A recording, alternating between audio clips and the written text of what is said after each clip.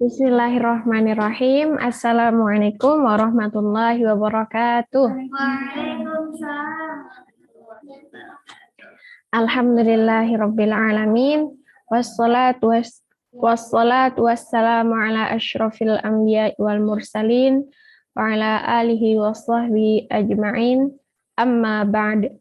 Puji syukur kehadirat Allah Subhanahu wa taala yang telah melimpahkan banyak nikmat kepada kita, terutama nikmat iman, Islam, dan juga nikmat kesehatan.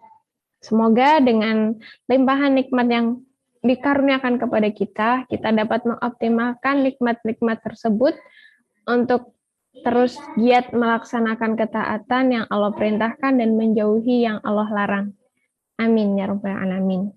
Salawat serta salam mari kita haturkan kepada baginda Nabi Muhammad Sallallahu Alaihi Wasallam, kepada keluarga beliau, sahabat beliau, dan semoga kita termasuk umat beliau yang kelak di yaumul qiyamah mendapatkan syafaat dari beliau. Amin ya rabbal alamin. Baik, teman-teman sekalian, insya Allah Nikmah akan melanjutkan penyampaian di Tadabbur Surah Ali Imran ayat 33 yang disampaikan oleh Ustadz Saiful Bahri. Ya, pada kesempatan lalu kita telah mengambil pelajaran dari Nabi Adam dan Nabi Nuh, dua individu yang menjadi orang pilihan dan dinobatkan langsung oleh Allah Subhanahu wa taala. Insyaallah pada kesempatan kali ini kita akan mengambil pelajaran kembali dari Nabi Ibrahim dan keluarga Imran sebagai sebuah prototipe keluarga teladan. Terjemah dari Quran Surah Ali Imran yang bagian keluarga Nabi Ibrahim dan keluarga Imran itu artinya sesungguhnya Allah telah memilih Adam, Nuh, keluarga Ibrahim dan keluarga Imran melebihi segala umat di masa mereka masing-masing. Ya, jadi kita akan belajar dari keluarga Ibrahim dan keluarga Imran yang Allah lebihkan di masa mereka masing-masing. Ya. Allah memilih keluarga Nabi Ibrahim sebagai prototipe keluarga yang ideal, yang sukses mengorganisir potensi internal anggota keluarga mereka, yang kemudian digunakan untuk berdakwah dan bersosial di tengah-tengah masyarakat. Dapat kita lihat bahwa Nabi Ibrahim ketika muda adalah sosok yang cerdas dan ketika berdebat dengan rezim yang zalim di masanya. Bisa kita lihat juga keberanian Nabi Ibrahim muda yang meluluhlantakkan khurafat dan simbol kejahiliahan kaumnya. Kegigihan Nabi Ibrahim dan keteguhan beliau berpegang pada prinsip meski beliau harus dipanggang di tengah api, namun beliau yakin bahwa api juga sebagai makhluk Allah Subhanahu wa taala. Demikian halnya pengajaran dan pendidikan akidah yang mantap dan matang pada keluarga Nabi Ibrahim.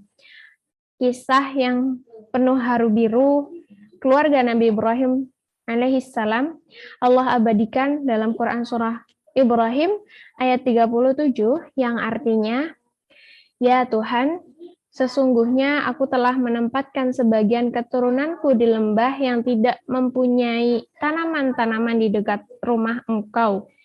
Rumah engkau di sini maksudnya Baitullah yang dihormati. Ya Tuhan, yang demikian itu agar mereka melaksanakan sholat, maka jadikanlah hati sebagian manusia cenderung kepada mereka dan berilah mereka rizki dari buah-buahan, mudah-mudahan mereka bersyukur.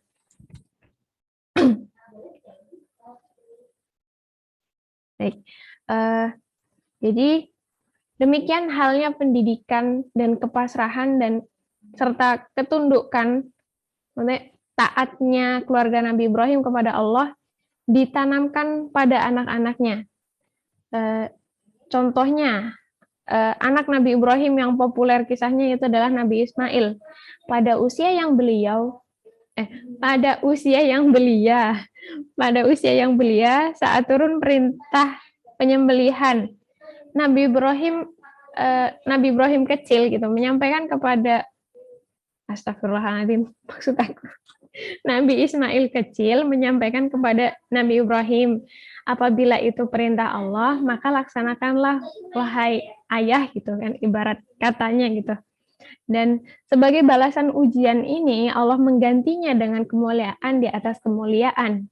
Beliau yang dijuluki sebagai bapaknya para nabi ini adalah Khalilur Rahman, yaitu adalah kekasih Allah.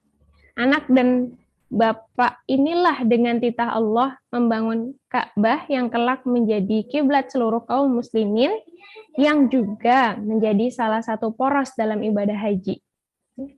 Bahkan kisah-kisah heroik selain anak Nabi Ibrahim, diabadikan juga kisah heroik dari Ibunda Hajar yang diabadikan menjadi salah satu manasik haji, yaitu adalah sa'i, yang artinya berlari-lari kecil, akan mengingatkan kita bagaimana beliau panik mencari air untuk anak semata wayangnya yang kehausan.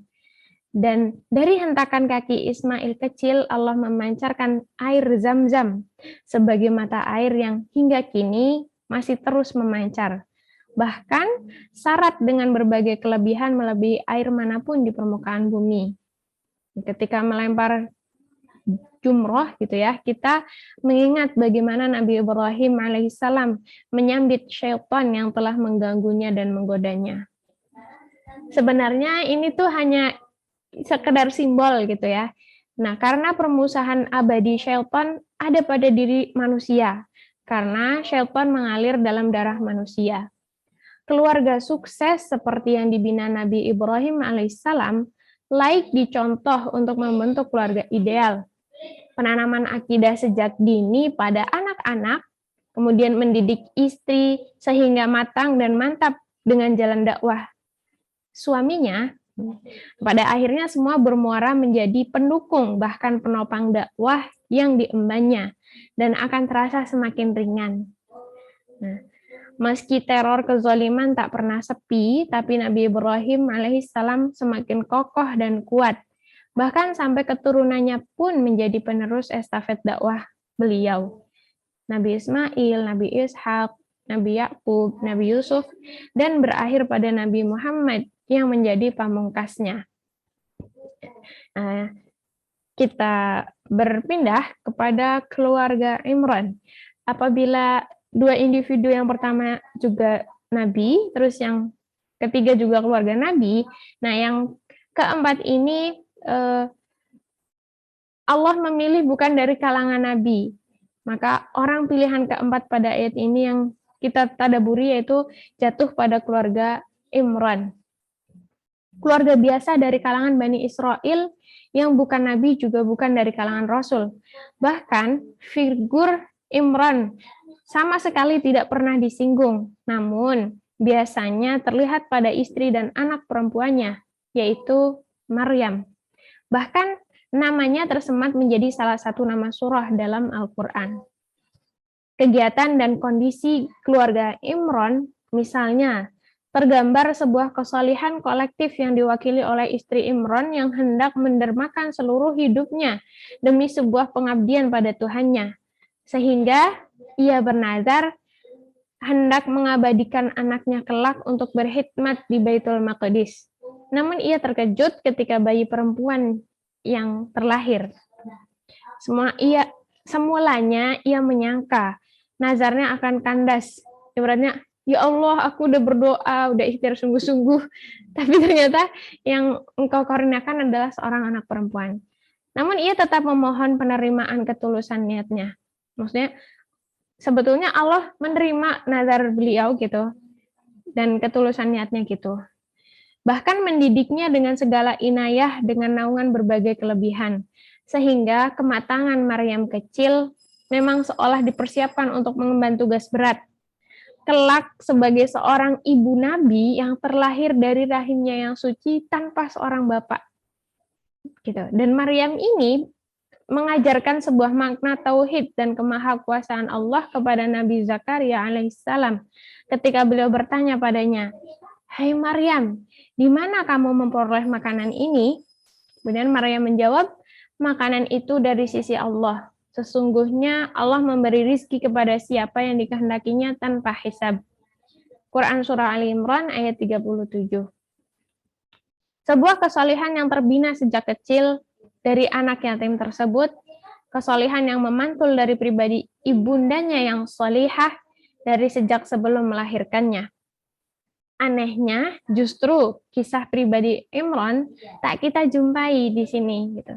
Atau bagian lain dari Al-Quran, seorang lelaki solih yang tak sempat menyaksikan kelahiran putrinya, karena Allah memang menginginkannya demikian, supaya hanya dia yang merawat dan mendidik anaknya. Tidak disebutkannya kisah Imran, wallahu alam, merupakan jawaban atau tuduhan diskriminasi gender dalam Al-Quran, bahwa perempuan dan laki-laki memiliki peluang yang sama untuk menjadi orang-orang pilihan Allah. Kemudian, sebuah keterkejutan yang wajar bila ternyata bayinya seorang perempuan, ya, tadi dari nazarnya istrinya Imran gitu, udah nazar, tapi ya gimana sih, kok ternyata yang dikaruniakan adalah anak perempuan gitu. Kemudian, lantas bagaimana ia merealisasikan nazar gitu ya, meskipun dia nggak dikaruniai anak laki-laki gitu, tapi Allah, maksudnya istrinya Imran tetap berusaha mensyukuri dan berusaha untuk merealisasikan nazarnya tersebut gitu. Kesalehan kolektif ini tidak mungkin hanya diraih individu-individu yang ada di dalamnya tanpa sebuah kesalehan pemimpinnya. Imran yang solih menjadi pantulan kedewasaan, kematangan, ketabahan, serta ketulusan, kesediaannya untuk berkorban dan beberapa kesolehan kolektif tersebut kemudian menjadilah hasil yang membahagiakan keluarga Imran, yaitu yang senantiasa menggumamkan doa, "Ya Tuhan kami, anugerahkanlah kepada kami istri-istri kami dan keturunan kami sebagai penyenang hati kami, dan jadikanlah kami imam bagi orang-orang yang bertakwa." Itu terjemah dari Quran Surah nomor 25 ayat 74. Dengan karunia penyambung keturunan sekaligus estafet dakwahnya, orang-orang pilihan yang diangkat dalam ayat ini mempunyai karakteristik yang sama, yaitu Rabbani. Dan di antara mereka memiliki kesinambungan perjuangan dan estafet dakwah. Apabila kita ingin menjadi orang-orang pilihan Allah, gitu, mari kita ikuti jejak mereka. 2 orang dan kemudian 2 keluarga yang Allah pilih. Lanjutkan tongkat estafet dakwah ini, meskipun berat, semoga Allah istiqomahkan kita di atas jalan ini. Akhir kalam dari Nikmah, mohon maaf lahir dan batin apabila ada kekurangan dan kekhilafan. Assalamualaikum warahmatullahi wabarakatuh.